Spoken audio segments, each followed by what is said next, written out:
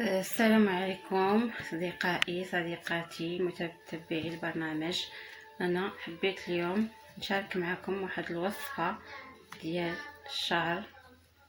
هو عباره عن كيراتين طبيعي وجد فعال. هو المكونات ديالو جد بسيطه جدا وما نهضرش لكم عليه لانه فعال بمعنى الكلمه، وكيراتين بمعنى الكلمه، يعني ماشي شي حاجه اللي غير غنقولها لانني مجرباها لبنتي. حبيت باش نشاركها معكم. المقادير ديالها جد بسيطه وسهله. عندنا هنا صابونه المنجل كما كتشوفوا، صابونه ديال المنجل، او كاين اللي كيقول ليها صابونه الحجره او الصابون الطبيعي. وهذا يعني ماشيش شي صابون اخر ديال الرائحه او سمو، نستعملوا هذا صابونه المنجل، صابونه اولا صابون كما قلت لك كيقولوا ليه صابون العادي، صابون الحجر. وعندنا هنا الشوفان، نحتاجو منه 3 معالق حتى 4 على حسب طول الشعر. هنا بالنسبه لهاد الشوفان او الخرطال اللي ما كيتوفرش عليه او اللي ما لقاش، يقدر يكون فشي مدن ما كاينش، يمكن نعوضوه بالروز. يعني بالنسبه لدرتي الروز اولا الشوفان فهي قد تحصلي على نفس النتيجه لانه جد مذهل. انا قلت لكم علاش تعوضوا بالروز، لانه كاين شي من المدن ما كاينينش فيه هذا الشوفان. بالنسبه للدول الاوروبيه او العربيه يقدروا ما يلقاوش، يمكن نعوضوه بالروز، هو غادي يعطيكم نفس النتيجه. وعندنا زيت الكوك البنات، هو هذا زيت الكوك اللي كتلقيه جامد بحال هكا هو الفري، هو اللي يمكن لكم تستعملوا. اما زيت الكوك الا خديتيه ولقيتيه سائل، هذاك راه ماشي فري، خصك تلقيه بحال هذا جامد. اذا على بركه الله نحضروا الوصفه. ناخذ واحد كسروله نديرو فيها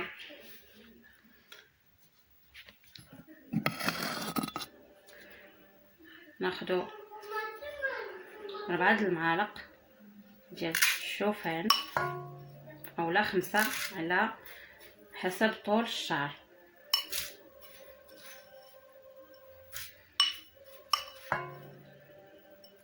انا درت هنايا 5.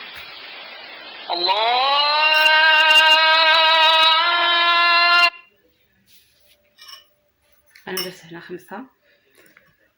من بعد غادي ناخدو الماء طايب، غادي نخويو عليه الماء طايب كما كتشوفوا معايا، قدر ديال 2 كيسان كبار حتى 2.5.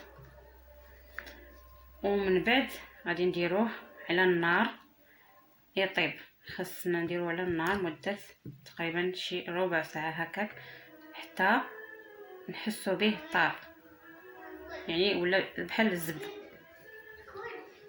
في هذه الاثناء هذه ملي غنديروا حنا هذا على النار يطيب، نار مهيله، غادي ناخذوا هذه ونحكوها نوجدوها على ما يطيب هذا فوق النار. نوجدوا حنايا الصابونه ديال المنجل،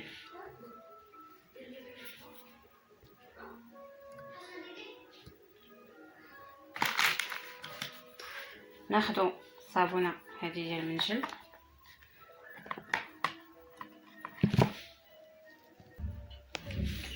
ناخذوا صابونه المنجل، ناخذوا حكاكه ونحكوها بحال هكا.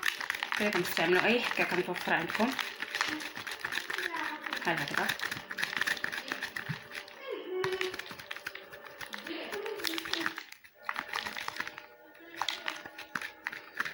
انا غادي نستمر بحال هكا حتى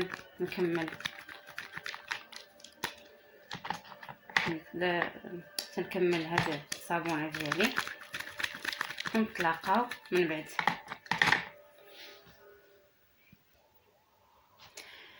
كما كتشوفوا من بعد ما طاب لينا الشوفان واعطى حتى تيولي بحال الزبده، شتي هو مازال سخون، كيكون باقي شاد السخونه ديالو كنزيدو عليه الصابونه ديال المنجل اللي كما قلت لكم كنا حكيناها. انا خديت هذيك الصابونه كلها غادي نديرها لاني شريت غير الصابونه صغيره، كاينه اللي كبر منها كتكون مربعه، نتوما يمكن لكم تستعملوا النص ديالها. انا غادي ناخذ هذا القدر كامل وغادي نديرو على هذاك الشوفان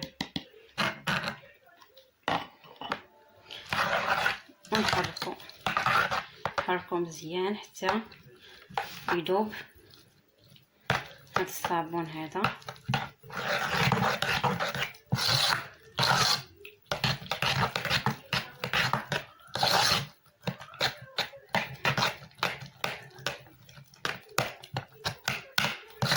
هي راه كما قلت لكم وصفه هائله وكتطول الشعر، كترطبو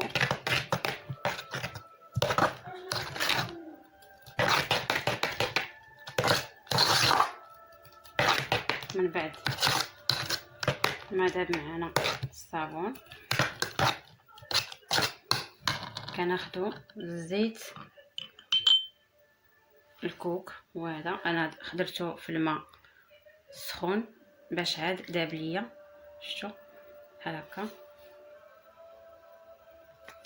ناخدو منه معلقه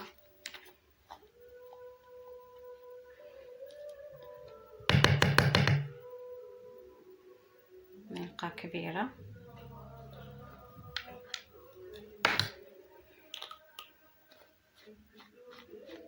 اللي عندها زيت زنجبيل يمكن لها تزيدو حتى هو زوين.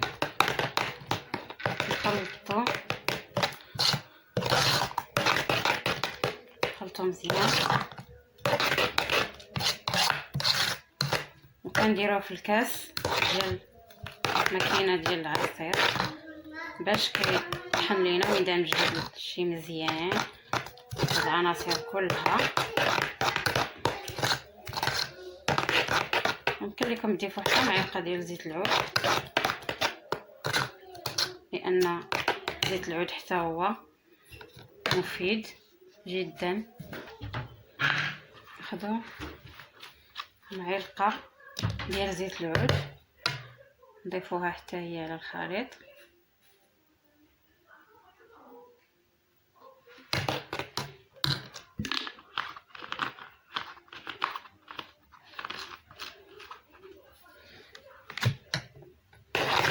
نخلطو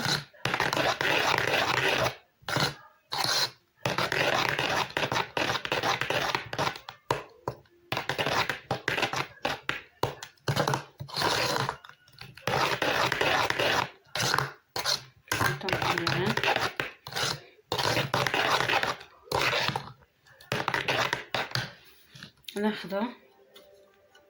قلنا نديروه في الكاس ديال الماكينه ديال العصير كما كتشوفوا، خلوه حتى يبرد شي شويه، يكون شويه دافي،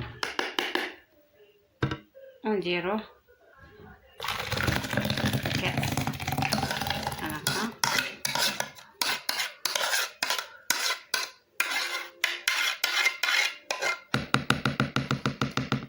هانتوما كتشوفوا معايا، ودابا غادي نطحنوه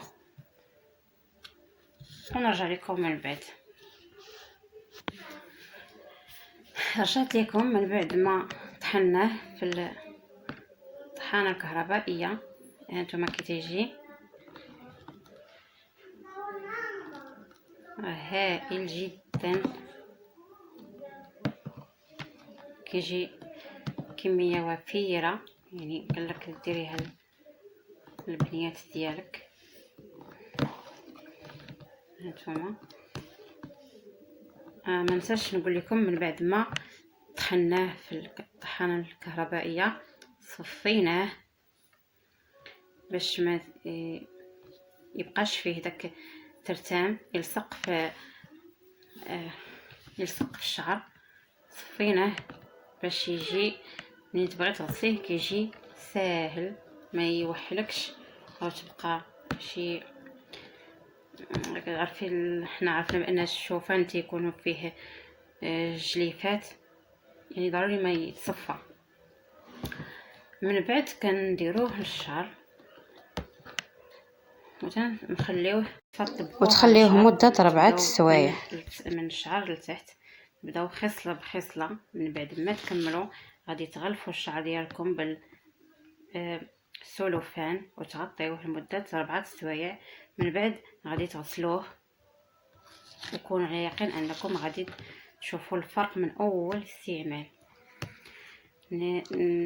وصلنا نهاية الحلقة، وكنتمنى منكم تابوناو معايا وتصيفطوا لي التعاليق ديالكم اللي حابه شي وصفه او شي حاجه اللي بغات شي وصفه معينه تصيفط لي، وانا غادي نعطيكم الوصفات اللي عندي كلها ان شاء الله. هانتوما من بعد ما درنا الخلطه وطحناها وصفيناها كي قلت لكم، انا طبقتها على شعر ديال بنتي. هانتوما كتشوفوا انا الشعر ديال بنتي حرش ومقصف.